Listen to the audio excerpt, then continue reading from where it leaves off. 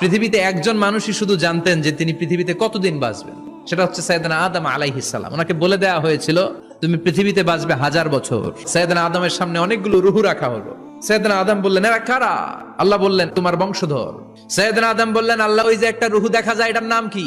এটা তোমার ছেলে দাউদ, সে দুনিয়াতে নবী হয়ে আসবে। সাইয়েদনা আদম বললেন মাবুদ আমার ছেলে দাউদের কত বছর হায়াত আপনি দিয়েছেন? আল্লাহ বললেন মাত্র 40 বছর। সাইয়েদনা আদম বললেন মাবুদ এত ফুটফুটে সুন্দর আমার ছেলে দাউদ মাত্র 40 বছর দিলেন কেন? আল্লাহ আপনি বাড়ায় দেন, আল্লাহকে বাড়ানো যাবে না, লেখা হয়ে গেছে। সাইয়েদনা আদম বললেন আমার 1000 বছর থেকে 60 বছর আমি আমার ছেলেরে দিয়ে দিলাম। আর আদম আলাইহিস সালাম পেয়েছিলেন 1000 বছর, 60 কমে গেলে রইল কত? 940 বছর পৃথিবীতে থাকার পরে মালাকুল মাউত চলে এসেছে, এসে বলল জিইতু আন আকবাদা রূহাক, রূহ কবজ করতে আসছি। আদম আলাইহিস সালাম বললেন রূহ কবজ করতে আসছো মানে? আমি বাঁচবো তো 1000 বছর।